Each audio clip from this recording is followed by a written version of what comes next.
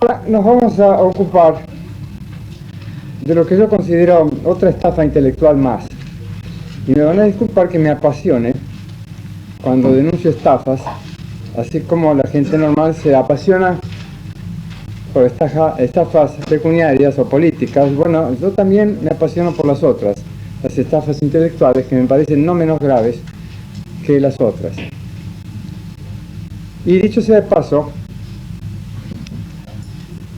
los psicólogos modernos, contemporáneos, los que estudian las funciones mentales como funciones cerebrales, han descubierto que el sistema cerebral, cuyas funciones específicas son las emociones, está íntimamente ligado con la corteza cerebral, que es el sistema o subsistema del cerebro que se ocupa de las funciones mentales superiores, articular y raciocinio.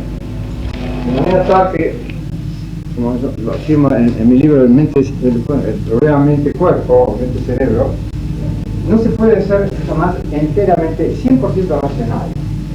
Y tampoco conviene que se lo sea, porque entonces no se dedica a uno a actividades intelectuales y no tiene pasión, no lo hace bien, no lo hace con entusiasmo.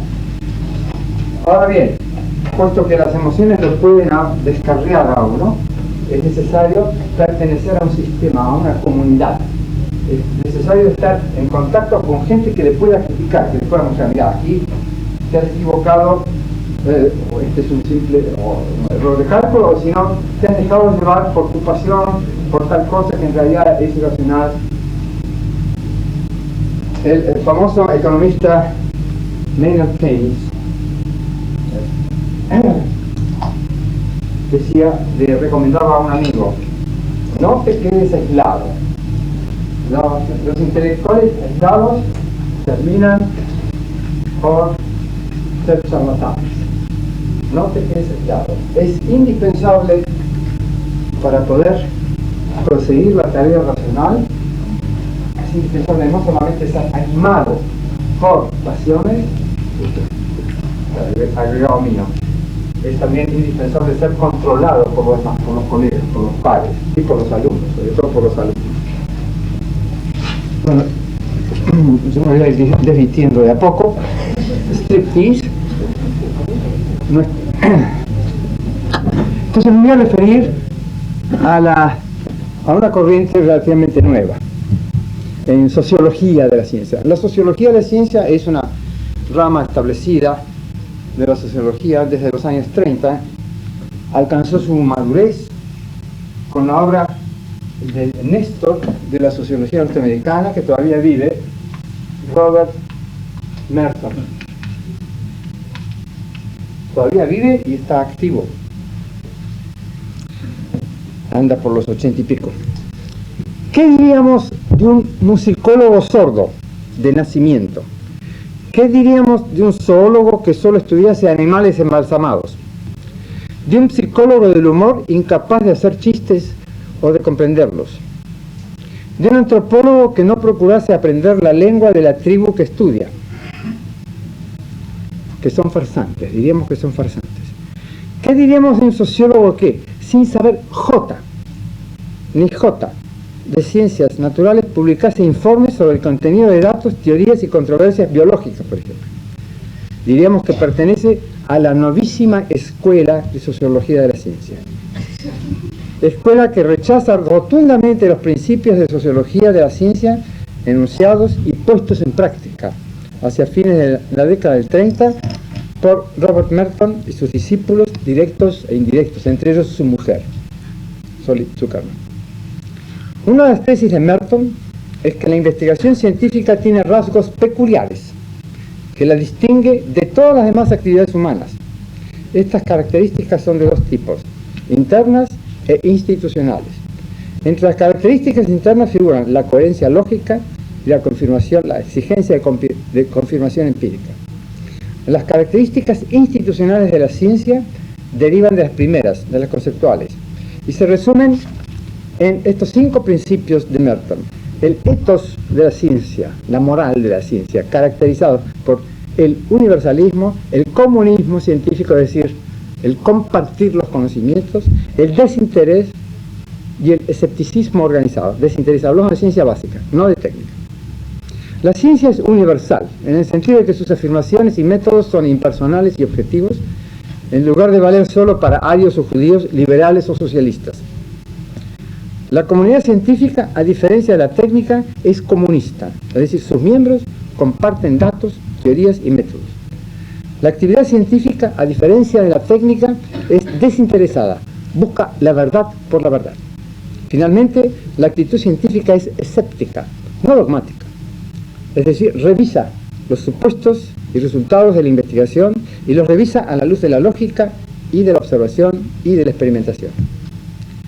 Todos estos principios fueron puestos en jaque por la novísima sociología de la ciencia, nacida a mediados de la década de 60, nacida como, creo yo, como parte de la rebelión generalizada contra la ciencia y la técnica y al calor de filosofías anticientíficas.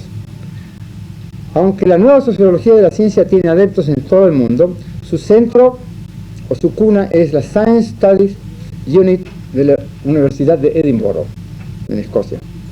El órgano de este movimiento es la revista Social Studies of Science, nacida en 1970. Y el libro más famoso de la escuela es el de Latour y Bulgar,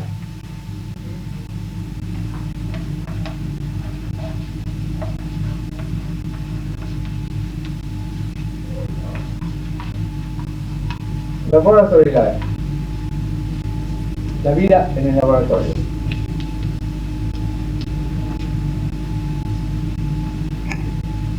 No, 79. Un palito.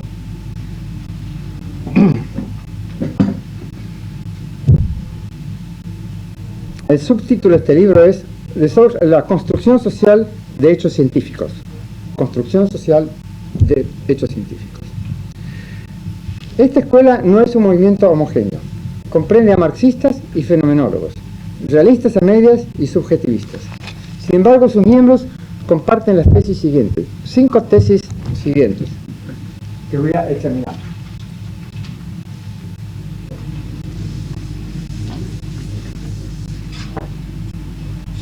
Primera, el externalismo.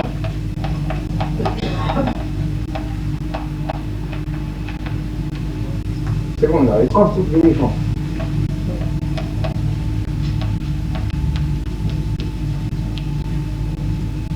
Tercera, el relativismo. Cuarta, el pragmatismo.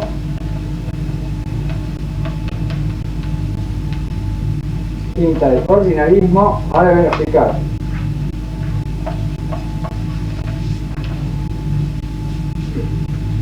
Sexta, la adopción de doctrinas psicológicas anticuadas. Psicología anticuada.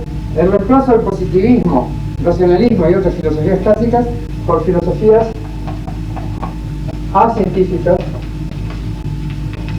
o anticientíficas.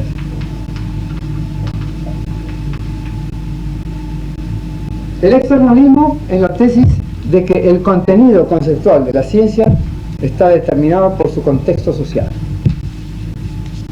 Esta es una tesis de origen marxista. El constructivismo o subjetivismo es la idea de que el investigador construye no solo sus ideas y aparatos, sino también los hechos mismos. Ayer criticamos esto. ¿Y acaso construye también el mundo entero? Como sugiere el subtítulo del libro de Latour y Bulgar, la construcción social de hechos científicos. El relativismo es la tesis de que no hay verdades objetivas y universales. Cada tribu o incluso cada individuo tiene su propia verdad.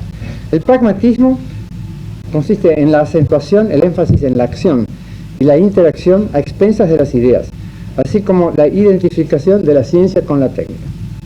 El ordinarismo es la creencia de que la investigación científica es pura perspiración sin inspiración, y la negativa a acordarle un estatus especial y a distinguirla, la ciencia, de la ideología, la pseudociencia o incluso de la anticiencia.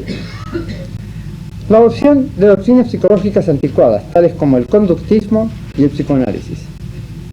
finalmente el reemplazo de las filosofías clásicas por filosofías acientíficas o incluso anticientíficas, tales como la filosofía lingüística de Wittgenstein, la fenomenología, el existencialismo, la hermenéutica, la llamada teoría crítica o escuela de Frankfurt, el marxismo fósil o paleomarxismo, el postestructuralismo o la escuela francesa de semiótica. El examen de estas tesis y su contrastación con la práctica de la investigación científica nos conducirá a la conclusión de que esta escuela es una mala caricatura o dibuja una mala caricatura de la ciencia y está repleta de filosofía oscurantista.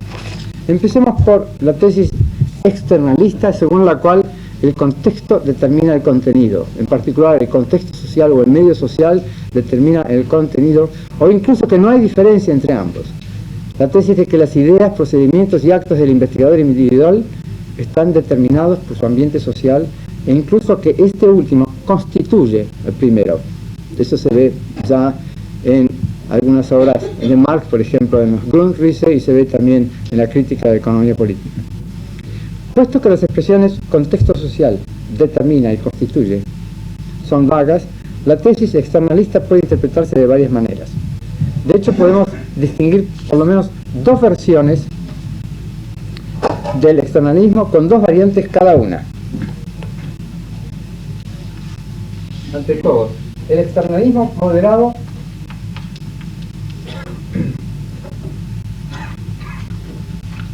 y el externalismo radical. A su vez, local y este otro global. Local, global. Lo explicaré. El externalismo moderado local sostiene que la comunidad científica ejerce una influencia sobre el trabajo de sus miembros. Esta es la tesis de la escuela de Merton. Es perfectamente compatible esta tesis, que yo comparto, con la tesis internalista de que la investigación científica tiene sus propias reglas y es impulsada principalmente por la curiosidad. El externalismo moderado global dice que la sociedad entera influye el trabajo del investigador individual. Según esta tesis, la investigación científica está sujeta al control social externo antes que al interno. Esta es la tesis neomarxista sostenida por un historiador soviético de la ciencia, Boris Hessen,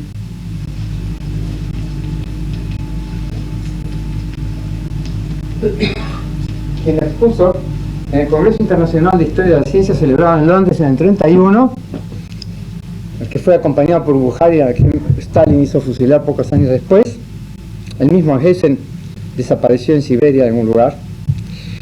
Hessen enunció esta tesis en un trabajo interesante e irritante titulado Las raíces sociales y económicas de los principios de Newton.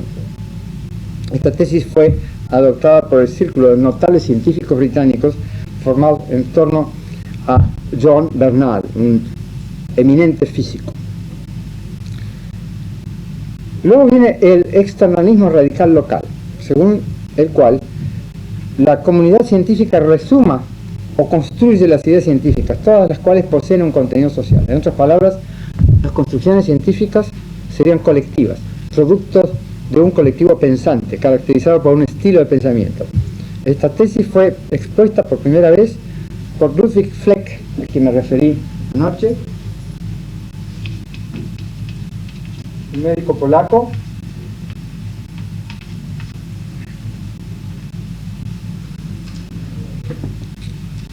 y la expuso en relación con la investigación de la sífilis.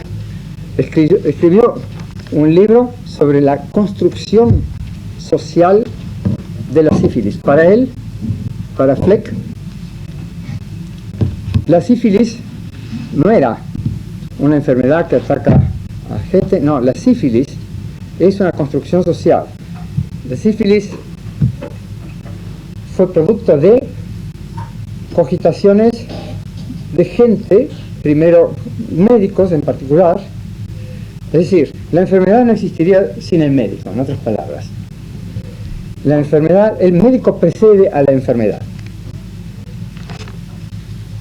Este libro influyó fuertemente sobre el joven Thomas Kuhn y fue aplicado por Paul Forman a la construcción de la teoría cuántica. Y fue usado también por Latour y Bulgar, por Knorr Cetina y muchos otros. El externalismo radical global sostiene que la sociedad entera resuma o construye las ideas científicas, de modo que no hay diferencias entre interior y exterior, micronivel y macronivel, o contenido y contexto. Esta tesis fue expuesta originariamente por Karl Marx en su libro El 18 Brumario de Luis Bonaparte, que por otra parte es un estudio politológico notable, en 1852.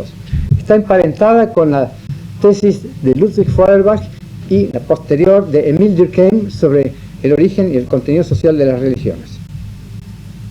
Los adeptos de la nueva sociología de la ciencia defienden el externalismo radical en una u otra versión. Es decir, o bien local, las ideas son productos de un laboratorio o de una comunidad científica, o bien global, las ideas científicas, los hechos científicos, como ellos dicen, son productos de la sociedad entera. Los marxistas ortodoxos, tales como los esposos Rose, Hillary y Stephen Rose, adoptan la versión global, pero casi todos los demás adoptan la versión local, y algunos son más localistas que otros. Por ejemplo, Latour y Bulgar y Knorr Cetina afirman que los hechos científicos son esencialmente locales, son creaciones de laboratorios. Pero todos ellos comparten tácitamente la tesis globalista de estirpe hegeliana y marxista de que las ideas, lejos de ser procesos cerebrales, como lo muestra la psicología fisiológica, son secreciones de grupos sociales y tienen todas ellas un contenido social, incluso las matemáticas. Y ninguno de ellos hace el menor esfuerzo por exhibir en detalle semejante contenido social, ni aportan elementos de prueba, hacen afirmaciones dogmáticas. O sea, sobre ser imprecisos, son dogmáticos, o sea, doblemente acientíficos. Un buen ejemplo del externalismo local, y que goza de enorme prestigio entre los cultores de esta nueva sociología, es el trabajo de Forman, llamado La cultura de Weimar. ¿Se acuerdan la República de Weimar entre 1918 y 1933? La causalidad y la teoría cuántica. Adaptación por los físicos alemanes, físicos y matemáticos alemanes, su adaptación a un medio intelectual hostil. El título lo dice todo. Los inventores de la teoría cuántica no habrían superado la ideología antiintelectualista dominante en la Alemania de entreguerras, sino que por el contrario se habrían adaptado a ella. Forman no explica cómo una de las creaciones intelectuales más exquisitas de la historia debe considerarse como parte del movimiento oscurantista al que pertenecieron Martin Heidegger y otros charlatanes precursores o militantes del nazismo. Pasemos revista a algunos puntos de este curioso estudio. Es verdad que el clima intelectual dominante en la República de Weimar, en particular en las facultades de humanidades, era antiintelectual. Pero los científicos, en particular los físicos, eran cientificistas y mayoritariamente positivistas. Más aún, la llamada interpretación oficial o de Copenhagen de la mecánica cuántica fue positivista, no fenomenológica o existencialista.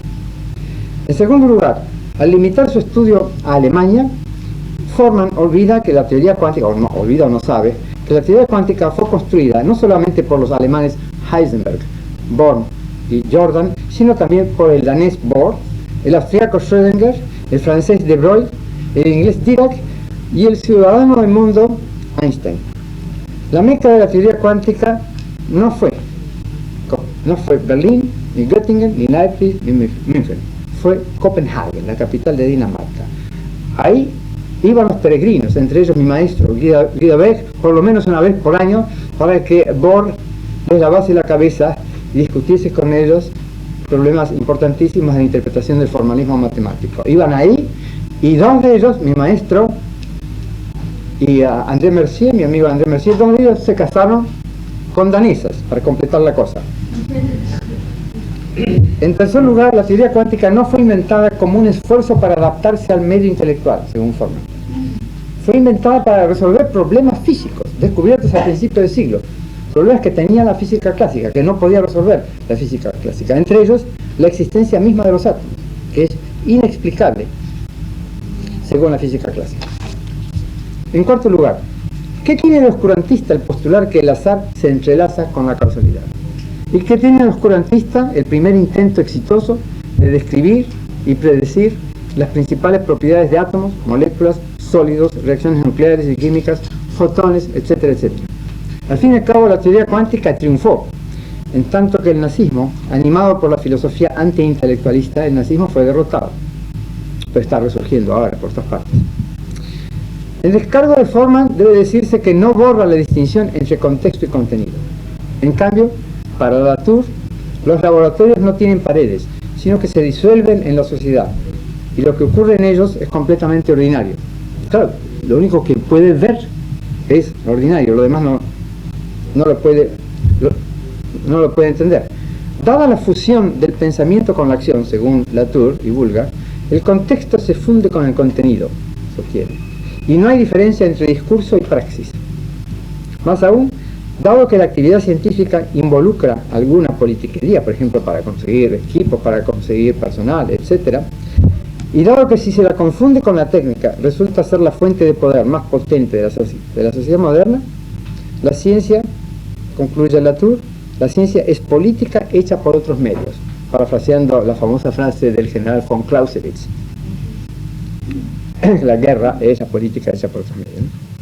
La tesis externalista radical, según la cual todo conocimiento es social, es falsa por los motivos siguientes. Primero, el que el contexto influya sobre el contenido no prueba que el contexto sea indistinguible del contenido. Segundo, el externalista no dispone de una teoría de la referencia, parte de la semántica filosófica, que le permitiría demostrar que en efecto todo enunciado científico tiene un contenido social, científico y matemático. Ahora bien, cualquier teoría razonable de la referencia nos dirá que la geometría euclídea se refiere a figuras, no a la guerra de Troya. Nos dirá que la mecánica se refiere a cuerpos en movimiento, no a la expansión de la industria capitalista. La teoría de la referencia aplicada nos dirá que la biología se refiere a organismos, no a la explotación colonial, etcétera, etcétera. Para asegurarse de ello basta analizar los predicados básicos, los conceptos básicos no definidos de las disciplinas en cuestión, cosa que naturalmente no hacen los miembros de esta escuela porque rehúsan utilizar las herramientas formales, las que desconocen por completo, no manejan herramientas formales, se contentan con hacer afirmaciones dogmáticas, por ejemplo, que todo enunciado matemático tiene un contenido social.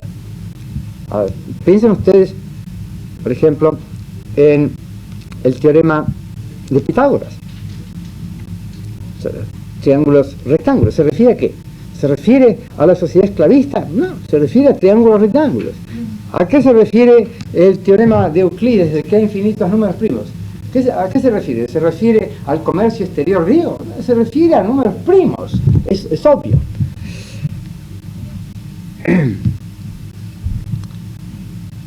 Puesto que no analizan nada, puesto que rechazan el análisis, pueden sostener con toda frescura que todas las ciencias, incluso la matemática y las ciencias naturales, se refieren a hechos sociales. De aquí, de mi crítica, no se sigue que el externalismo sea totalmente falso. Por el contrario, creo que tiene razón el externalismo al insistir en que el contexto social contribuye a determinar la evolución de la ciencia. No necesariamente el contenido de las proposiciones científicas, pero sí la evolución de la ciencia o la involución, como en el caso de la Argentina. Solo yerra el externalismo al pretender que el cerebro individual y las ideas que piensa, a veces esas ideas están en contra de la corriente social, yerran en insistir en que el cerebro individual no importa. También yerran al pretender que el contenido o significado de toda idea científica es social. Lo que cabe no es optar por el externalismo, el nuevo externalismo, ni por el internalismo tradicional en la historia de la ciencia, sino combinar los dos, ver qué tienen de verdadero los dos. Liquidado el externalismo, echémosle un vistazo al constructivismo. En la década de 60, algunos filósofos sostuvieron que no hay diferencias entre conceptos observacionales y conceptos teóricos. Sostuvieron que todos los conceptos observacionales tienen lo que llaman una carga teórica. ¿Por qué? Porque toda observación científica es guiada por alguna teoría, explícita o tácita. Esta tesis tiene un grado de verdad. saber que las observaciones científicas, por ejemplo, la medición de la carga de un electrón, o la observación de un fósil, etc. Todas esas observaciones son diseñadas y ejecutadas a la luz de alguna hipótesis o de alguna teoría. Con todo, hay diferencias innegables entre conceptos observacionales, tales como azul o duro, y conceptos científicos, tales como longitud de onda. Además, incluso la ciencia experimental avanzada no puede prescindir de conceptos observacionales e incluso ordinarios, tales como mesa. Por ejemplo, en esta mesa vamos a poner, o sobre esta mesa vamos a ubicar un voltímetro. De la tesis acerca de la carga teórica de los conceptos observacionales se pasó a proclamar lo que Barnes llama la abolición de la distinción entre hecho y teoría. Barnes es uno de los apóstoles de este movimiento. De hecho, hay una gran distancia entre la primera tesis concerniente al conocimiento y la segunda, que se refiere nada menos que a la naturaleza del mundo, cuando dice que no hay diferencia entre hecho y teoría. La tesis externalista radical y constructivista radical es exagerada, pero la segunda es disparatada. Por ejemplo, un físico admitirá que los conceptos de electrón que figuran en las distintas teorías acerca de los electrones son conceptos teóricos, pero normalmente insistirá en que los electrones no son conceptos, sino cosas reales, que tratamos de representar mediante teorías. Análogamente, el sociólogo admitirá normalmente que los conceptos de estratificación social son teóricos, pero convendrá en que las sociedades modernas son estratificadas, que eso no es una invención, sino un descubrimiento del sociólogo. En resumen, casi todos los científicos admiten explícita o tácitamente que las teorías y sus constituyentes son construidas, pero solo los subjetivistas sostienen que también los hechos mismos son construidos. Dicho más brevemente, el constructivismo gnosiológico es correcto, pero el ontológico es falso. O sea, acabamos de hacer una distinción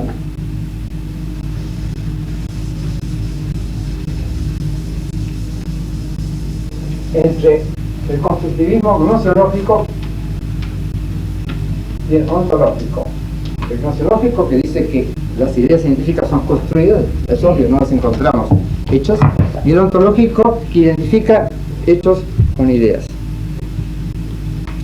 Si los hechos y las teorías fuesen lo mismo, no podríamos utilizar ningún hecho para poner a prueba las teorías, y no podríamos utilizar ninguna teoría para guiar la búsqueda de nuevos hechos. Puesto que los científicos ponen a prueba sus teorías, contrastándolas con hechos que no están incluidos en las teorías. Los hechos no caben en la teoría. Las teorías están hechas de ideas. Y a menudo usan teorías para explorar la realidad. Es falso que no haya diferencias entre hechos y teorías. Más aún, si la tesis en cuestión fuese verdadera, los hechos tendrían propiedades teóricas. Por ejemplo, los hechos tendrían coherencia lógica y poder predictivo. Y las teorías tendrían propiedades físicas, químicas, biológicas o sociales. Podríamos hablar de teorías ácidas, de teorías básicas, podríamos hablar de teorías longevas, bueno, de manera elíptica se puede hablar, podríamos hablar de teorías pesadas y teorías livianas, etcétera, etcétera.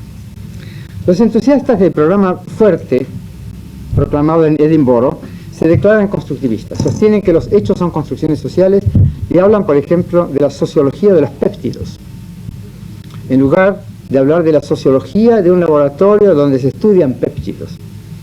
Semejante subjetivismo es muy cómodo, porque en lugar de estudiar las ideas que animan las actividades de un laboratorio, uno puede limitarse a estudiar la conducta observable de los científicos y en particular las inscripciones que ellos producen. El significado y el valor de verdad de las afirmaciones, datos e hipótesis expresadas, afirmaciones expresadas en esas inscripciones, les tienen sin cuidado. Este no es un mero descuido, sino producto de una elección deliberada. La decisión de estudiar la tribu de los científicos como si fuera un grupo social ordinario, tal como una tribu amazónica o una comunidad urbana. El estudioso de estos sistemas sociales está familiarizado con las actividades humanas básicas y emprende un estudio profundo solo cuando quiere entender la organización social, política, la mitología o las ceremonias del grupo. Pero da la casualidad que un grupo de investigación científica es totalmente diferente de una tribu primitiva. No es que sus operaciones sean misteriosas, sino que para entenderlas hace falta estudiar un poco. Tienen estas tribus especiales, equipos científicos, tienen una función extremadamente especializada, a saber, la de producir conocimientos científicos mediante procesos que, a diferencia de la caza y de la pesca, no están totalmente a la vista. El ego solo puede ver las manifestaciones de los procesos mentales que ocurren en los cerebros de los investigadores. Al no tener acceso a esos procesos, por ignorancia de la ciencia, estos presuntos... Esta escuela creen que su ignorancia es un mérito. Por ejemplo, dicen Latour y Bulgar, en un artículo del 86.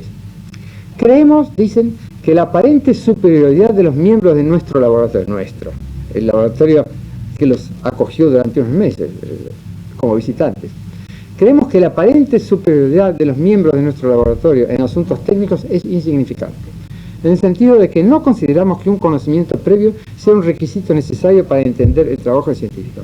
Creemos, muy bien, lo creen. Desgraciadamente es una creencia errada. No es de extrañar que concluyan que la actividad científica, cito, no es más que una arena social, y un laboratorio no es sino, cito, un sistema de inscripciones literarias. Esto es lo que es un laboratorio. Justamente esta gente está actuando bajo la influencia de la escuela hermenéutica, según la cual todo cuanto existe es un texto. No hay entonces diferencia entre una obra literaria y un artículo sobre astronomía, por ejemplo. ¿Qué otra cosa puede esperarse de observadores que no entienden siquiera la lengua que hablan sus nativos? Latour, dicho sea de paso, estudió filosofía en París y visitó un laboratorio de biología. Simplemente no estaba equipado para entender qué es lo que pasaba. Lo que sí maravilla es que sobre la base de semejantes observaciones superficiales, nuestros antropólogos de la ciencia concluyan que allí afuera, el mundo exterior, esto es una cita de Latour, concluyen que el allí afuera, el mundo exterior, es la consecuencia del trabajo científico antes que su causa. Por si quedaran dudas, Latour y Bulgar repiten esta tesis subjetivista en varios lugares. En una página le perdonan la vida al concepto de naturaleza, pero no a la naturaleza misma. Dicen, la naturaleza es un concepto utilizado. Fíjese usted la expresión incorrecta, la naturaleza es un concepto, el concepto de naturaleza. Dice, la naturaleza es un concepto utilizable solo como producto secundario de la actividad agonística, de la lucha. Y la lucha es política, es lucha por el poder. Están bajo la influencia de Michel Foucault. Otros miembros de esta escuela concuerdan. Por ejemplo, Collins escribe, cito, el mundo natural desempeña un papel pequeño o nulo en la construcción del conocimiento científico. Knorr-Cetina sostiene que, cito, en ningún lugar del laboratorio encontramos la naturaleza o la realidad, que es tan crucial en las interpretaciones descriptivistas, o sea, clásicas, de la investigación. Pero después la misma Knorr-Cetina nos dice que la investigación científica es el proceso de segregar una corriente interminable de entes y relaciones que componen el mundo. Segregar. Esta escuela ha reemplazado el concepto de descubrimiento por el de invención y construcción social. Colón y Vasco da Gama no descubrieron nada. Faraday y Cajal no descubrieron nada. Estos infelices creían haber descubierto algo importante. Fueron víctimas de engaño. No habían leído a estos sociólogos de la ciencia. Estos infelices no fueron sino partícipes en alguna construcción social y alguna maquinación política. Pobres. La vieja fórmula de Schopenhauer, según quien el mundo es mi representación, no ha variado mucho. Ahora es, el mundo es nuestra construcción. Algunos miembros de esta escuela saben que han reinventado el idealismo. Uno se pregunta, ¿lo han reconstruido socialmente? Por ejemplo, Collins admite que esta escuela ha sido influida por la fenomenología, el estructuralismo, el postestructuralismo, el deconstruccionismo y el verbocentrismo del segundo Wittgenstein y de la escuela francesa de semiótica. Francesa e italiana, habría que agregar. Bulgar admite que el análisis del discurso que practican él y sus colegas se debe al postestructuralismo de Foucault y otros, que es, dicen, compatible con la proposición del ala idealista de la etnometodología, según la cual no hay realidad independiente de las palabras, textos, signos, documentos, etc. En otras palabras, la realidad, dice Bulgar, la realidad está constituida en y por el discurso, hermenéutica pura. El mundo es un gran discurso e incluso la praxis no puede existir fuera del discurso. Según esta versión textualista del idealismo, ser es ser una inscripción. De modo que el estudio del ser es objeto del análisis semiótico. Esta filosofía le viene como anillo al dedo al audaz explorador del mundo de la ciencia. Por ejemplo, Latour nos explica que ese infeliz de Einstein se equivocó al creer que su teoría restringida de la relatividad se refiere a cuerpos en movimiento en un campo electromagnético. Un análisis semiótico de un libro de divulgación de Einstein, porque Latour no sabe física, no sabe matemáticas, entonces está limitado a leer libros de divulgación, segunda mano, todo segunda mano. Ciencia de segunda mano, filosofía de segunda mano, nada original. Pero esto sí que es original. Es ridículo, pero original. Van a ver ustedes. Un análisis semiótico de un libro de divulgación de Einstein le permite afirmar que su libro, el de Einstein, podría haberse titulado Nuevas instrucciones para traer de vuelta a viajeros científicos de larga distancia. ¿Por qué? Porque Einstein, para tratar de explicar la teoría restringida de la relatividad, habla de viajeros que miden distancias, cronometran tiempos, cuando toman tren, van de vuelta, etcétera, etcétera. Entonces, la velocidad de la luz en el vacío y las transformaciones de Lorentz serían, según Latour, serían nada más y nada menos que parte de la tarea normal de construir una sociedad. Ya saben ustedes, si ustedes quieren construir o reconstruir la sociedad, entonces miran la velocidad de la luz y calculen transformaciones de Lorentz. Las profundas transformaciones introducidas por la relatividad restringida en la manera de concebir el espacio y el tiempo, así como la relación entre la mecánica y la electrodinámica, son invisibles desde el punto de vista constructivista, que también es operacionalista.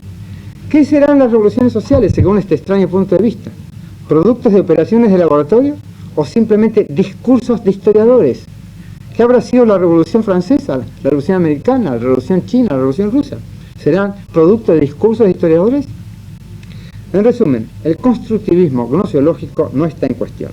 Todos, con la única excepción de los empiristas radicales, todos sabemos que los conceptos no son meros paquetes de perceptos, sino que son creados. Lo que está en entredicho es el constructivismo ontológico de esta escuela, que niega la realidad independiente del sujeto al sostener que todo lo que acontece es una construcción social. Esta tesis es falsa porque el científico que se propone estudiar la cosa o el proceso natural o social X da por sentado que X existe de por sí y que su misión es explorarlo, describirlo y en lo posible explicarlo.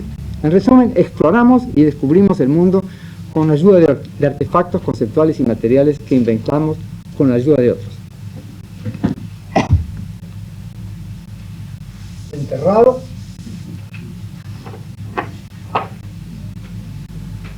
Si no hay realidad independiente del sujeto, si todo el mundo es una construcción social y si los hechos son proposiciones de cierto tipo, es obvio que la verdad objetiva no existe.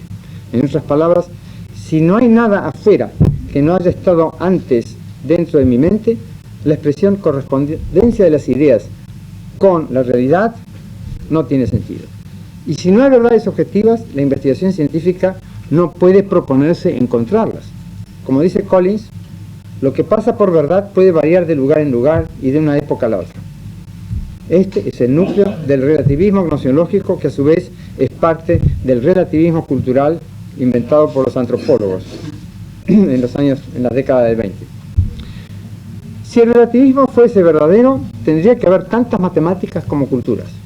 Esta tesis, curiosamente, fue formulada por Spengler y suscrita por Wittgenstein. Spengler, recordarán ustedes, ese alemán pomposo y oscuro, autor de La decadencia de Occidente, libro publicado en momentos en que la física, la química y la biología se revolucionaban.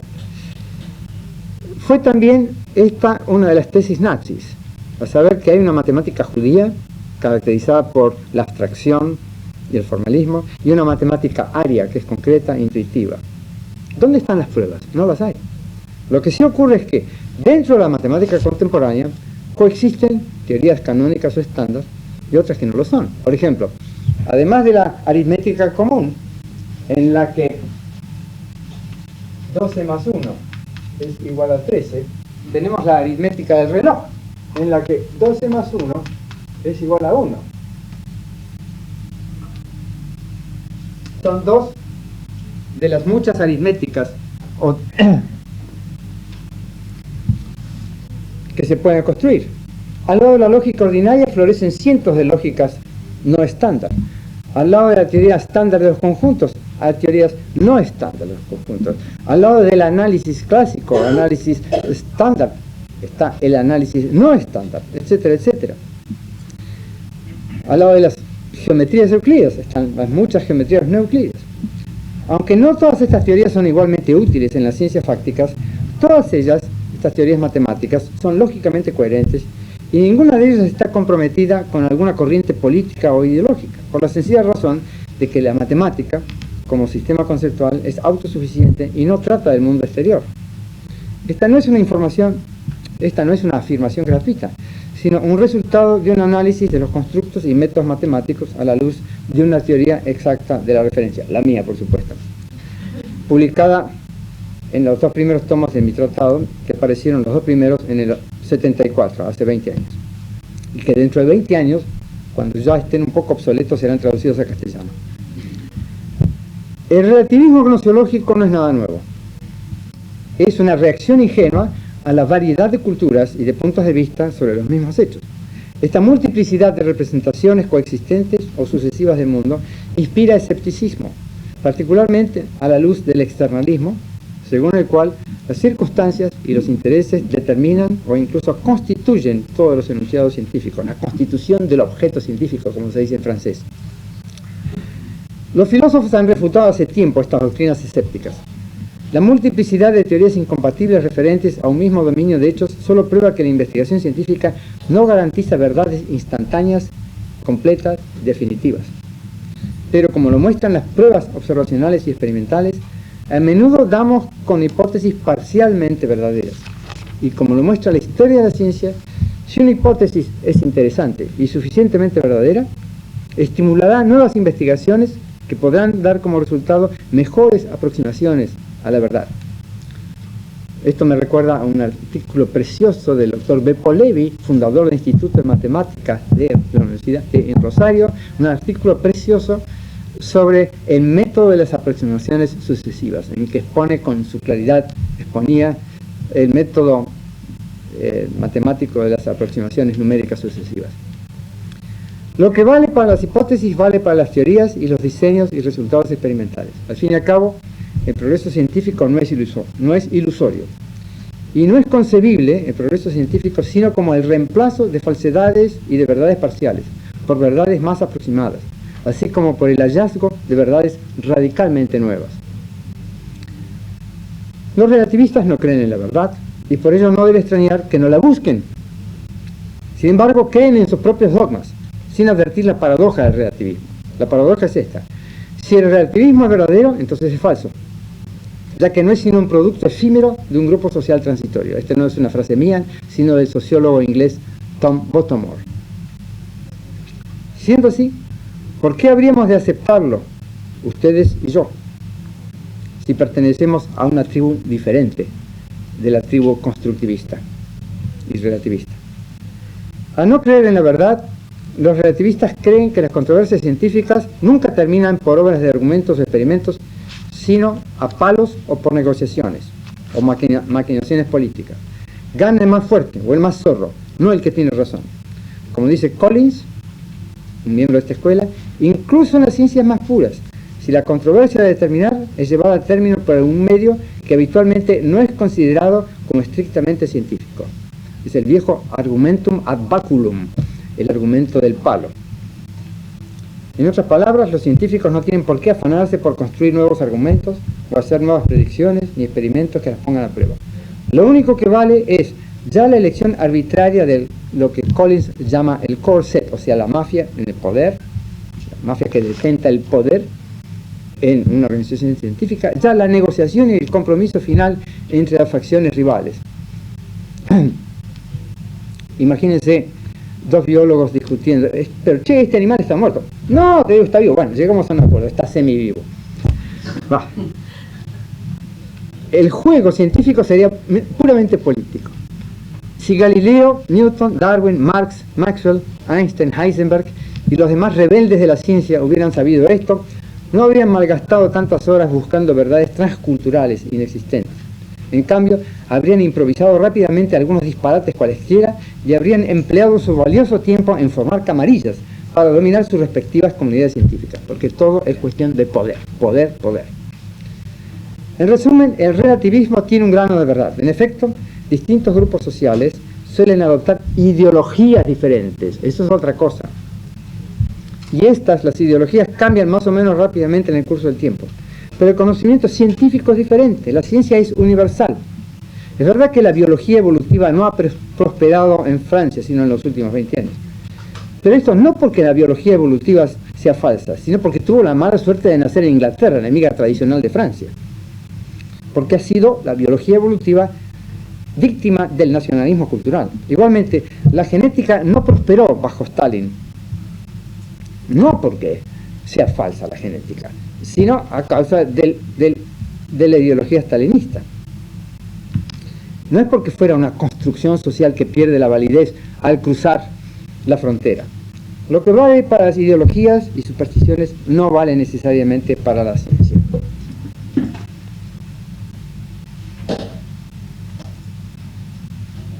Caput.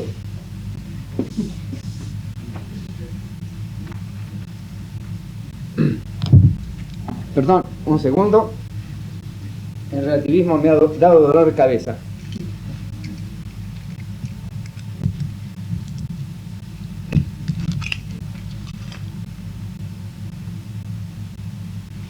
Creo en la existencia independiente de esta píldora.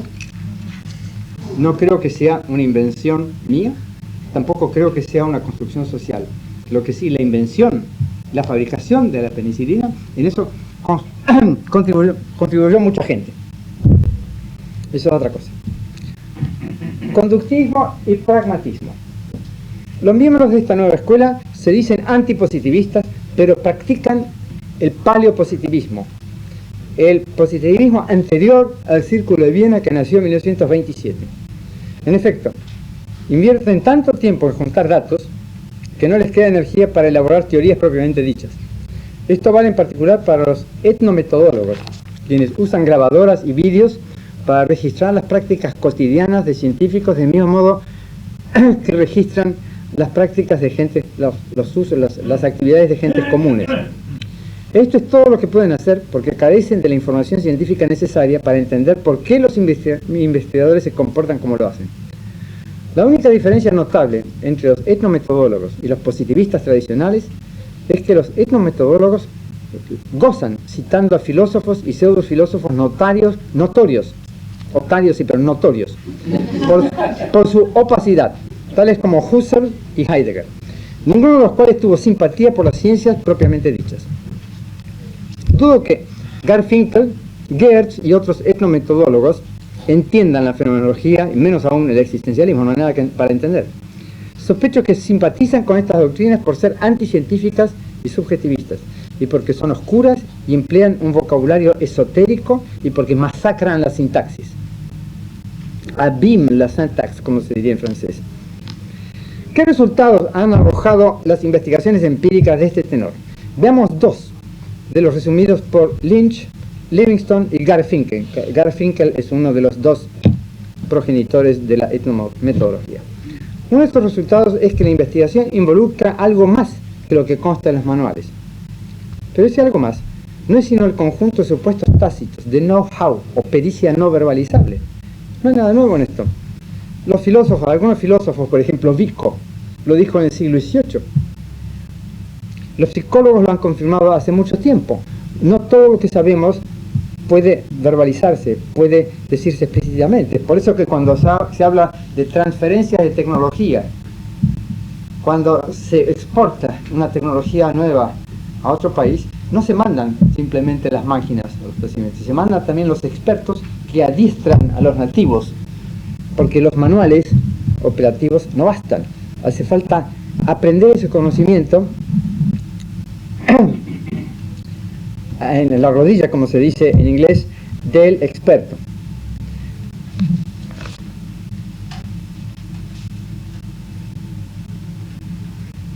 El constructivismo y el relativismo gnoseológicos implican el convencionalismo y el instrumentalismo o pragmatismo. La variedad de convencionalismo favorecida por esta escuela puede llamarse convencionalismo social, puesto que se presenta combinada con el externalismo.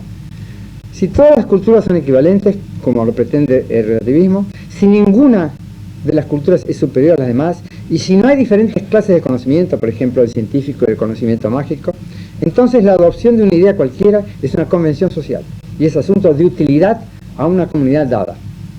Si aceptamos, por ejemplo, una teoría astronómica, es porque esa teoría es muy útil a una comunidad. Si aceptamos la teoría matemática de las categorías, es porque es útil, no porque sea matemáticamente verdadera, rica, interesante, etcétera, etcétera. Es un pragmatismo completamente estrecho. El convencionalismo social sostiene en particular que, primero, cito acá, el uso correcto de términos clasificatorios es el uso convenido. No hay entonces sistemáticas zoológicas, por ejemplo, químicas correctas y sistemáticas incorrectas. Es una cuestión de convención, nada más. ¿Y quién impone la convención? Es más fuerte, por supuesto. Es una cuestión de imaginación, de negociación, etc. Segundo, las diferentes redes conceptuales son equivalentes en lo que respecta a la posibilidad de la justificación racional. Todos los sistemas de la cultura verbal son sostenidos racionalmente por igual. Estoy citando a Barnes. El autor de estas afirmaciones llega a ellas sobre la base de un examen de segunda mano de la manera en que diferentes pueblos primitivos clasifican a los organismos. No se le ocurrió siquiera que estas clasificaciones primitivas, por ejemplo, en organismos comestibles y organismos incomestibles, entre blandos y duros, etcétera, etcétera, no es precisamente el sistema de clasificación que utilizan los biólogos. Barnes no se molesta en averiguar cómo clasifican los biólogos o los químicos contemporáneos, ni cómo los físicos construyen teorías y las ponen a prueba. Es de suponer que no cambiaría de opinión si se le objetara que las proposiciones "las ballenas son peces" y "hay brujas" son falsas. Posiblemente diría que son verdaderas en las comunidades donde son aceptadas como tales. Lo que no debiera sorprender, puesto que los relativistas culturales son relativistas filosóficos, convencionalistas y subjetivistas. Tampoco debiera sorprender el que el pragmatismo o instrumentalismo sea central en esta escuela. Por ejemplo, Barnes afirma que todo conocimiento se desarrolla activamente en respuesta a contingencias prácticas. Los problemas y desarrollos teóricos para ellos no existen en la perspectiva. Latour y Vulgar escriben: una máxima útil es la observación de Heidegger, que Gedanke ist Handwerk, o sea, el pensamiento es trabajo manual. En otros lugares, Latour y Vulgar se burlan de las historias acerca de mentes que tienen ideas. Claro, ellos no las tienen, entonces no pueden admitir que hay otra gente que sí las tenga. Actos y discursos sí, ideas no. Esta es una de las consignas de la nueva sociología de la ciencia, que recuerda un poquito al alpargatas sí, libros no. Esta escuela ha reinventado el concepto pragmatista de verdad como eficiencia o valor al contado, contante y sonante. Por ejemplo, Bloor, el redactor del llamado Programa Fuerte de la Escuela de Edimburgo, declara que se puede prescindir de la noción realista de la verdad como correspondencia de las ideas con los hechos. Y agrega que lo importante es que una teoría funcione, works, aunque no se molesta en explicarnos qué significa que una teoría funcione, trabaje, works. En todo caso, la idea que se hacen los pragmatistas de la verdad no funciona, porque todo test de una hipótesis científica es una tentativa de averiguar su valor de verdad, o sea, su adecuación a los hechos, independientemente de su credibilidad, popularidad o utilidad. Resolver un problema cognitivo no es otra cosa que encontrar una verdad o refutar una falsedad. El pragmatismo es falso respecto a la ciencia, porque la ciencia se propone construir representaciones máximamente verdaderas y profundas, máximamente profundas de la realidad. Tampoco funciona en la técnica moderna, porque la técnica moderna se funda sobre la ciencia básica, y porque el diseño es el núcleo de la técnica, diseño de cosas, diseño de operaciones, de actos, diseño de organizaciones sociales, lo que fuere. El diseño es un trabajo intelectual exigente, no una mera producción de inscripciones. En resumen, la nueva sociología de la ciencia, que se la pasa insultando a los positivistas, ha redescubierto el positivismo, en particular el pragmatismo, así como el conductismo. El pragmatismo es estrecho, porque minimiza la investigación teórica y confunde el concepto de verdad con el de eficacia. Y el conductismo es estrecho porque no investiga los procesos mentales, que se manifiestan gracias a la musculatura como conducta observable.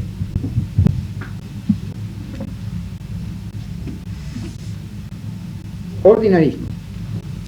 Uno de los principios de esta escuela es que la ciencia es, cito, una construcción social, una manera de construir mundos, una arena política, como cualquier otra. Podemos esperar de una disciplina que niega la especificidad de la ciencia. Podemos esperar de ella que nos diga en qué la distingue de otros campos de la acción humana, tales como la técnica, la ideología y la política, y cómo interactúa la actividad científica con la técnica, la ideología y la política. Evidentemente no, puesto que esta escuela niega tales diferencias y por consiguiente la posibilidad misma de tales interacciones. Identifica todo eso, ciencia con técnica, técnica con ideología, ideología con política. Podemos esperar que esta escuela descubra, o mejor dicho, miembros de esta escuela descubran los factores sociales que estimulan o inhiben el avance de las ciencias. No, puesto que interpreta los propios factores sociales como construcciones, en particular construcciones científicas. Y de hecho, ninguno de los miembros de esta escuela ha estudiado casos contemporáneos de política científica, del impacto que ha tenido la política sobre la investigación científica. Por ejemplo, ninguno de ellos ha estudiado el impacto que ha tenido sobre las ciencias sociales en los Estados Unidos y en Inglaterra las decisiones de los gobiernos de Reagan y Thatcher respectivamente de recortar los presupuestos de investigación en ciencias sociales, que son muy molestas las ciencias sociales. Cuando se descubre la verdad, una verdad sociológica, política o económica, puede ser muy molesta para the powers that be. No se han ocupado de casos concretos. En todo caso, no podemos esperar de esta gente que descubra algo, ya que niega la posibilidad misma de descubrir algo que exista independientemente de ello, al negar la existencia autónoma del mundo exterior. De modo que si le tomamos la palabra, solo podemos esperar de esta escuela que suministre lo que ella misma construye. Y si tomamos el relativismo al pie de la letra, no podemos esperar de él nada más que fábulas.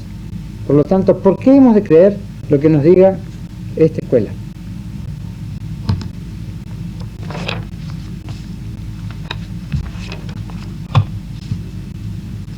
Queda poco tiempo, me voy a referir a un tema interesante. Muchos de los adeptos de esta escuela han adoptado la tesis de Marcuse, Habermas y otros miembros de la Escuela de Frankfurt.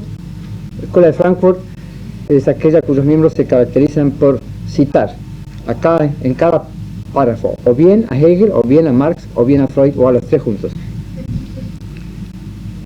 Muchos adeptos de la nueva sociología de la ciencia han adoptado la tesis de Marcuse, Habermas y otros miembros de esa escuela de que la ciencia y la técnica, a las que identifican, tienen un contenido ideológico e incluso constituyen la ideología del capitalismo tardío.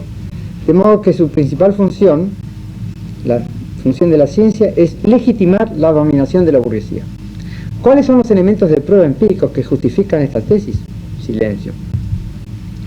Es cierto y sabido que la ciencia y la técnica modernas nacieron en el mismo lecho que el capitalismo y evolucionaron junto con el capitalismo industrial.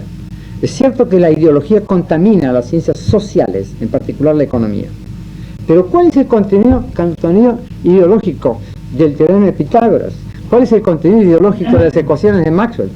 ¿Cuál es el contenido ideológico de las ecuaciones de Einstein, de los campos gravitatorios? ¿Cuál es el contenido ideológico de la hipótesis de que los ácidos nucleicos controlan la síntesis de proteínas? ¿Cuál es el contenido ideológico de una tabla de input-output, de insumos y productos de Leontief? ¿Qué contenido ideológico tiene? Es cierto que las ciencias puras son utilizadas para fines económicos o políticos, que tienen que pasar antes por la técnica. Pero el hecho de que puedan ser utilizadas por cualquier régimen económico o político, no muestra acaso que son intrínsecamente neutrales, del mismo modo que un cuchillo puede usarse sea para cortar pan, sea para cortar cogotes. También es cierto que algunas controversias científicas tienen resonancias ideológicas. Basta recordar las polémicas en torno a Galileo y Darwin, así como las controversias sobre la naturaleza de la psique. Pero esto no prueba que estas discusiones sean zanjadas por medios políticos, como lo pretende esta escuela. Y si son zanjadas por medios políticos, la victoria es una victoria pírrica.